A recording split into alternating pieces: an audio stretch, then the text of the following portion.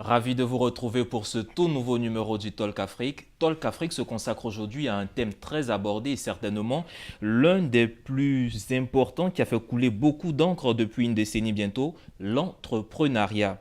Au vu de l'effervescence autour du sujet, il nous est apparu comme une évidence de nous interroger sur les enjeux de ce phénomène en Afrique.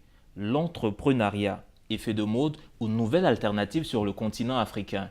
Pour en parler, nous recevons sur ce plateau M. André Couillot, expert consultant, spécialiste de l'insertion professionnelle, et avec lui, M. Djidé Iyal Salim, entrepreneur, CEO à Disgroup.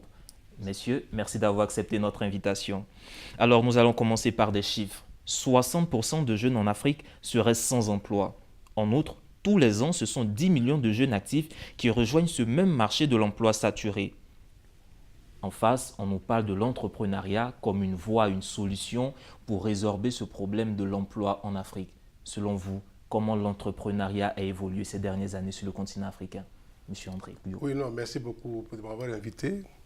Et l'entrepreneuriat, bon, je voudrais parler de la Côte d'Ivoire puisque c'est le pays que je connais le mieux. Ici, on parle de l'entrepreneuriat, pas de 10 ans, on parle de l'entrepreneuriat depuis les années 90 et puis avant. Parce que, si vous me permettez, je fais très rapidement un bref rappel historique. Vous savez que la Côte d'Ivoire a été colonisée. Et donc, de 1893 à 1960, cela fait à peu près 75 ans. Il y a l'informaticien, j'espère qu'il y a 75 ans.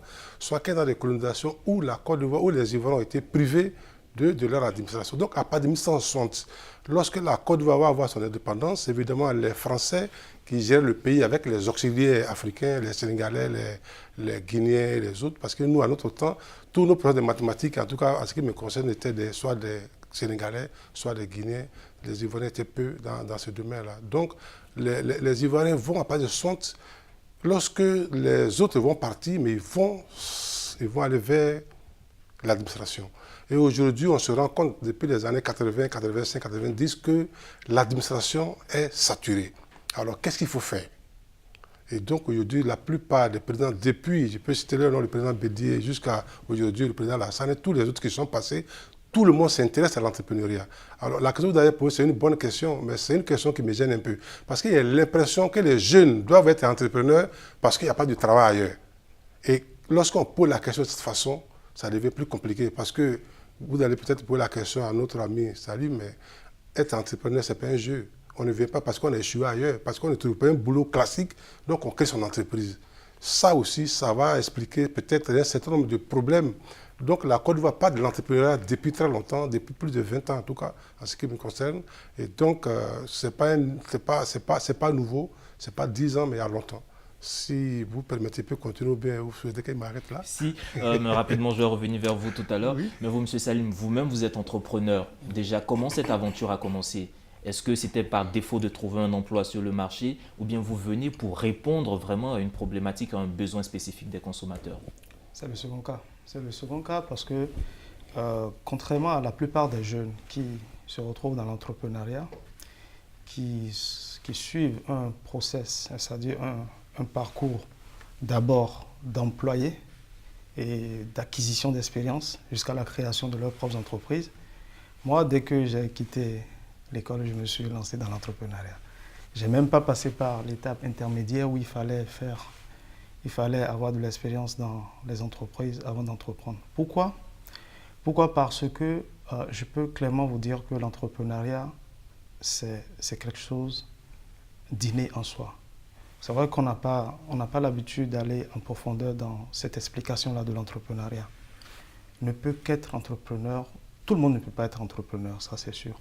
Quand on décide d'être entrepreneur, c'est que ça vient du plus profond de soi-même. Déjà sur les bancs, si vous remarquez très bien, les amis, ceux avec qui vous avez eu affaire, les classes, du primaire jusqu'au, si vous voulez, jusqu'à l'université, vous allez remarquer que dans le lot, il y a certaines personnes qui ont des aptitudes à créer et qui ont des aptitudes à entreprendre.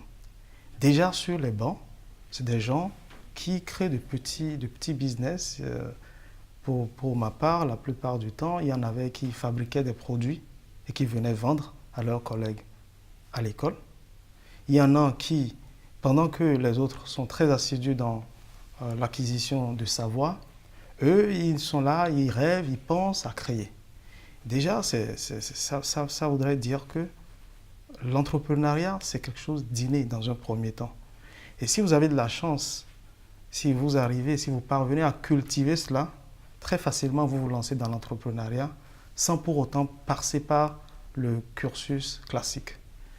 Moi, j'ai la chance d'avoir vécu des expériences dans la sous-région. Je suis passé par le Bénin, où j'ai commencé. Après, je suis allé au Togo, au Ghana, au Nigeria, et je me suis retrouvé en Côte d'Ivoire. Je peux vous dire que d'abord, ça n'a pas du tout été facile. Ça n'a pas été facile parce que, comme je vous l'ai dit, dès que j'ai fini mes études, je me suis lancé dans l'entrepreneuriat. La première des choses qu'il a fallu faire, c'était d'abord d'identifier, partout où je vais, partout où je suis, la première des choses, c'est d'abord d'identifier un besoin, d'identifier, si vous voulez, c'est de voir quelles sont les solutions auxquelles il faut apporter, quels sont les problèmes auxquels il faut apporter des solutions dans l'environnement où vous vous trouvez. Si vous partez sur cette base-là, c'est très facile pour vous de créer quelque chose. Mais justement, ça me permet de revenir sur une question rapidement. Est-ce qu'il y a un profil type d'entrepreneur? C'est vrai, M. Salim vient de dire c'est inné, il y a cette envie, cette volonté-là de faire quelque chose, de produit. Mais est-ce que quelque part la formation, parce que quand vous entreprenez, vous arrivez à un certain niveau où je suppose qu'il faut vraiment rentrer dans le cadre légal, il faut formaliser les choses.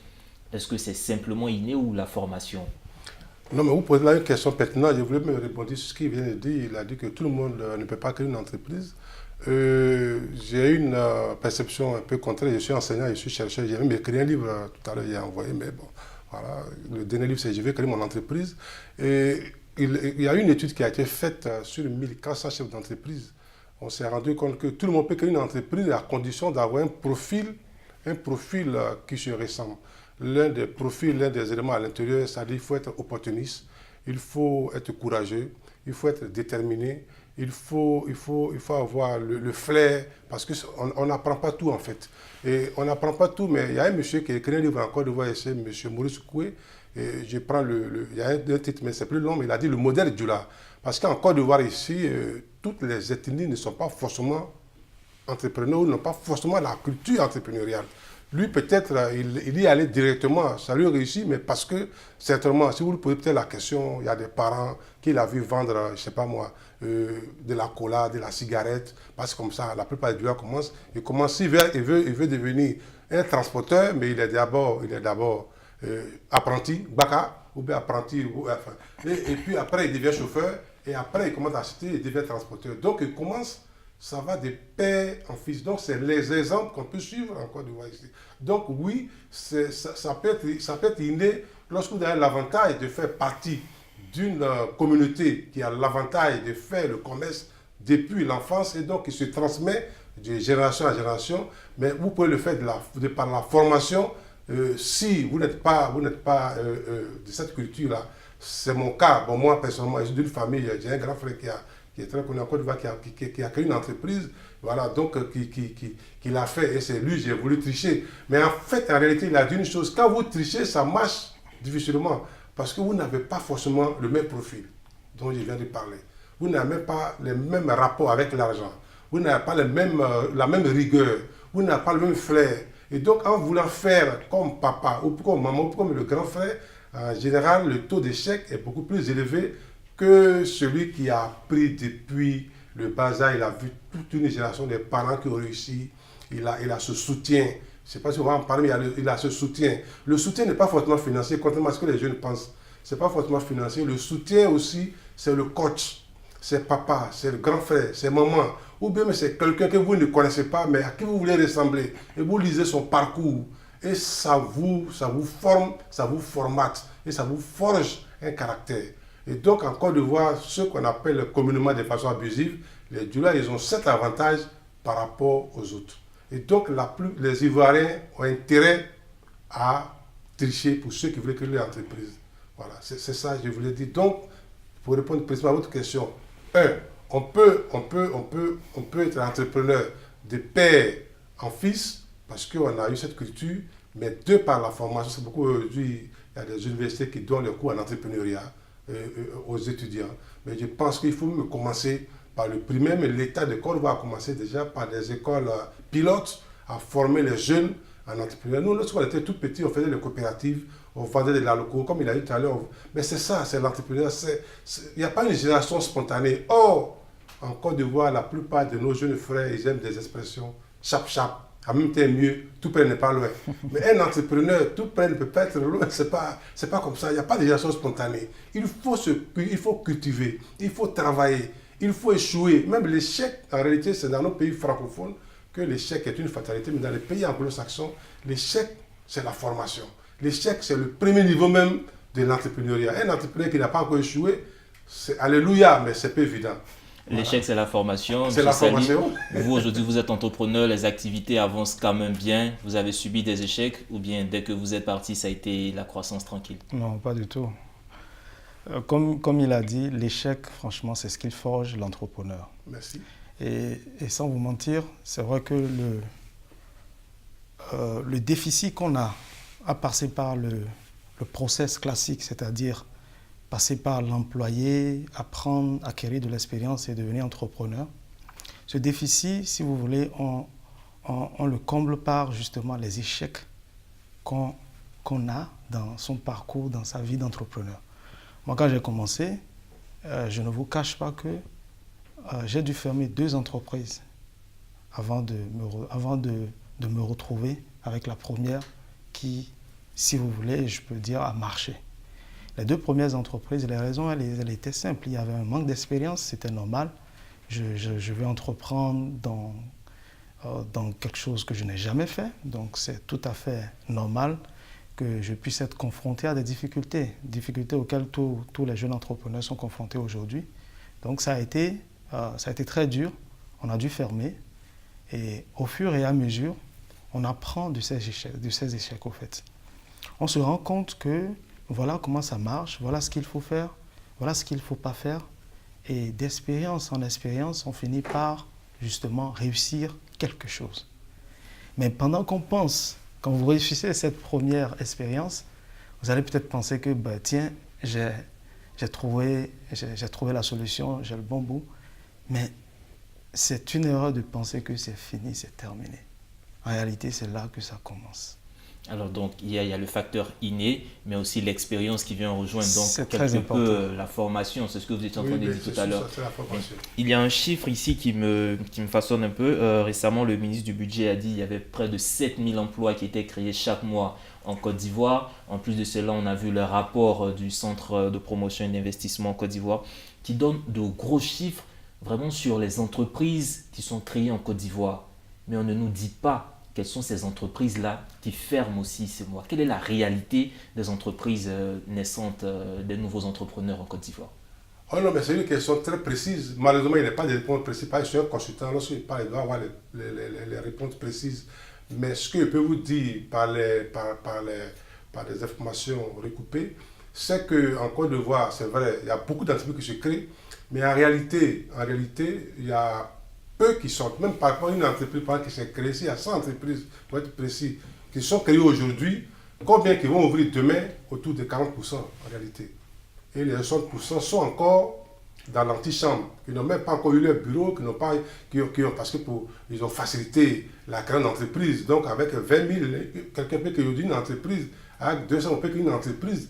Mais après, il faut prendre un bureau. Après, il faut même se nourrir, il faut continuer à vivre, il faut s'habiller, il faut se déplacer, il faut téléphoner, il faut payer la secrétaire, il faut même les partenaires, même le fait de vous déplacer d'un quartier à l'autre, il y a un coût à faire. Donc, on dit, bon, c'est vrai, on a réduit le coût de la grande entreprise, mais en réalité, ça ne diminue pas le coût du loyer. Parce que si vous avez une entreprise, vous voulez prendre un loyer, on vous demande de payer un pas de porte pour une entreprise, pour un loyer de 100 000, on vous demande de payer 3 millions.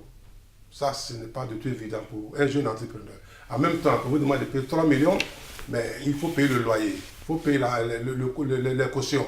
L'État a fixé les cautions à un taux raisonnable, mais dans la pratique, ce n'est pas tout évident. Ce n'est pas tout évident parce que les propriétaires de loyer disent qu'il faut payer 10 mois de caution, alors que l'État demande de payer 1 ou 2 mois. Enfin, bref, donc il y a beaucoup de cas à l'intérieur dont les gens ne tiennent pas compte et qui font pas. On crée les entreprises, en réalité, si vous me suivez bien, on crée une entreprise, 100 entreprises à 40% qui sortent, mais selon les statistiques aussi, Au bout de 3 ans, il y a sorti à 75% qui tombent en faillite. Et sur les 40 qui sont sortis, ça, c'est les statistiques officielles. Donc, en réalité, au bout de 3 ans, sur les 40 qui restent, combien qui vivent en réalité? Et comme il a dit, il est honnête, il est jeune, mais il est honnête. Merci beaucoup, cher ami. Mais en réalité, il a échoué 2 fois, mais il a la chance. Ben, moi, j'ai échoué plus de 2 fois. Mais justement, il faut plus de 2 fois, il échoue 2 fois et maintenant ça part. Mais je veux dire, sur le terrain, Oui.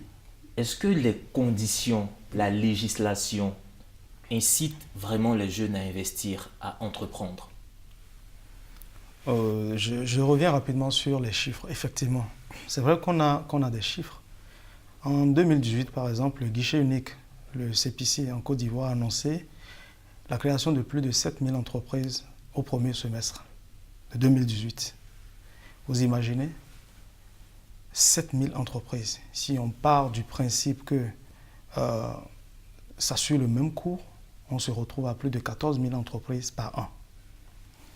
14 000 entreprises par an, c'est vrai, vous aviez dit, on nous dit, c'est-à-dire on nous donne les chiffres des entreprises créées, mais on ne nous dit pas combien d'entreprises effectivement ferment la porte juste après leur création. Et qui ne sautent même pas.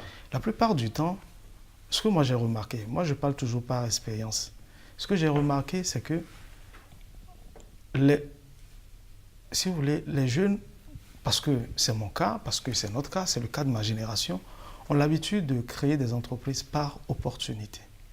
J'ai une opportunité, j'ai entendu parler d'un marché quelque part et il faut avoir une disposition légale justement pour postuler à cela. Donc je vais rapidement créer une entreprise. Mais on ne pense pas à la pérennité de l'entreprise. On pense au marché à acquérir tout de suite, mais on ne pense même pas aux difficultés qu'on est capable de rencontrer et au futur, c'est-à-dire à l'avenir de l'entreprise. On se lance, on crée l'entreprise. Si par chance, l'exécution se passe très bien, après, qu'est-ce qui vous prouve que vous allez continuer à justement avoir des marchés? Donc vous faites une première expérience, vous gagnez un premier marché, vous gagnez de l'argent, tout de suite, vous dites que j'ai de l'argent, mais ce que vous oubliez, c'est qu'il y a des charges. Vous dépensez, au bout de quelques mois, vous n'aviez plus d'argent dans le compte. Et c'est là, on commence par courir, les employés commencent par se plaindre, on ne nous paye pas et tout finit par s'arrêter et on ferme. Est-ce que vous voyez un peu? Donc, c'est une manière de dire que c'est vrai qu'on nous donne des chiffres, qu'il y a beaucoup d'entreprises qui sont créées, mais il faut aussi dire la vérité sur les réalités du terrain. Il y a beaucoup aussi qui se ferment. Si nous revenons un peu à l'entrepreneuriat jeune, je prends toujours le cas de la Côte d'Ivoire.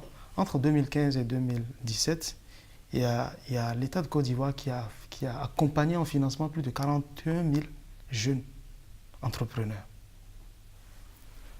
On accompagne les jeunes dans l'entrepreneuriat. Mais est-ce qu'il a été fait un travail pour, si vous voulez, raconter l'histoire de ce qu'est devenu ces 41 000 jeunes-là, après qu'on les a accompagnés dans la création de leurs entreprises? Mais là, ça c'est aussi l'une des grandes questions. Ah oui? C'est aussi l'une des grandes questions. Et permettez-moi de vous couper sur ça, je reviens vers vous, vous qui êtes formateur, vous voyez tous ces cas-là défiler chez vous, ceux que vous formez qui reviennent. Qu'est-ce qu'ils vous racontent? Comment ça se passe? Mais ceux qui acceptent de la formation, le taux d'échec est beaucoup plus bas. Le premier, il a souligné, in fine, en fait, la plupart des gens, il a même dit opportunité, mais je préfère dire par mimétisme, le MeToo. C'est-à-dire que j'ai vu Salim faire une entreprise, il a une belle voiture, il est bien coiffé, il s'habille bien. Moi, j'ai fait. C'est ce qui se passe en Côte d'Ivoire. Je vais prendre un exemple basique. Lorsque vous voyez dans les quartiers, regardez bien, une femme qui fait un loco, et on voit 20, 30 personnes, on dit ah, ça marche. Vous allez voir qu'au moins il y a 10, au moins une dizaine de femmes qui vont faire un loco dans les mêmes environs. Finalement, les clients se départagent et personne ne vend à personne et tout le monde ferme.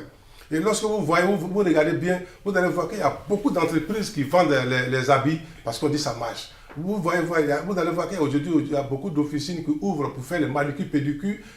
Mais en fait, les clients ne sont pas aussi nombreux que les gens. Donc, ils n'ont pas une étude. En fait, il leur manque comment faire un plan d'affaires. Justement, tout à l'heure, il a parlé, oui, mais ça, c'est... Donc, en fait, pour faire le plan d'affaires, il a touché le point de l'État. Moi, je n'aime pas trop parler de l'État parce qu'en fait, je pense que les jeunes doivent se prendre en charge. Parce qu'en réalité, nos États ont tous les mêmes problèmes.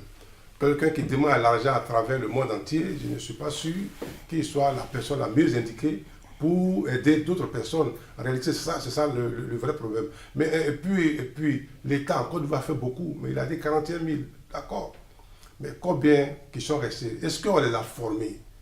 Est-ce qu'on les a formés? Alors, on sélectionne les jeunes, je ne sais pas trop sur quels critères, et on leur donne de l'argent, c'est bien. Mais quand on leur donne de l'argent, le premier réflexe, c'est d'aller dire merci, tonton, j'ai vécu chez toi pendant 10 ans, on m'a donné 20 millions, tiens, 500 000, maman, tiens, 200 000. Mais dans le plan d'affaires qu'ils ont peut-être conçu de façon rapide, mais il n'y avait pas de poste pour faire les dons. Donc, lorsqu'il enlève sur 10 millions, il enlève 1 million, il reste 9 millions. Lorsqu'il se rend compte qu'il ne peut plus, les 10 millions ne suffisent plus pour faire son affaire, mais les jeunes, ils prennent leur billet d'avion, ils vont à l'étranger. Et donc, le taux de mortalité, en réalité, est très élevé. Mais on préfère, je ne sais pas trop pourquoi, mais nous sommes des constants, lui, sur le terrain. En réalité, c'est l'hécatombe.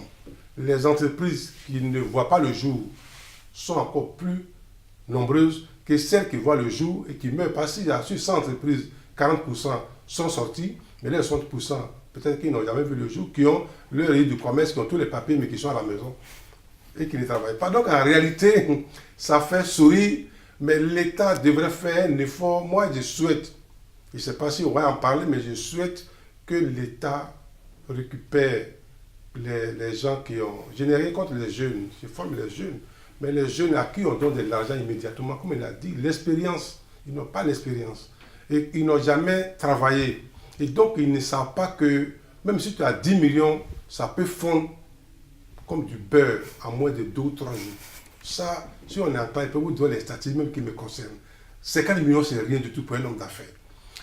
Il n'a pas un plan, donc il ne prévoit pas. Et lorsqu'il a 10 millions, mais tout de suite, il change de quartier. Il est à Yopougon, Niangon, je vais dire, ben on est en Côte d'Ivoire, vous êtes une télévision internationale, et puis nous sommes à Cocody. Alors, il va quitter Yopougon pour venir prendre une maison à Cocody. Mais à Cocody, ici, même un studio, c'est 100 000. Or, à Yopougon, peut-être avec 100 000, il peut prendre une maison, 2 chambres, salon. Donc, avec 50 000, 70 000, il peut rentrer dans un studio, comprenez un peu ce que je dis. Il va vouloir payer, acheter une voiture. Et puis, bon, voilà, il commence à être un boss, entre guillemets. Mais c'est un boss qui, en réalité, est un bossu. Parce qu'il n'a rien du tout. Excusez-moi, je ne me moque pas des bossus, mais en réalité, c'est la réalité. Ils ne tiennent pas compte du réel.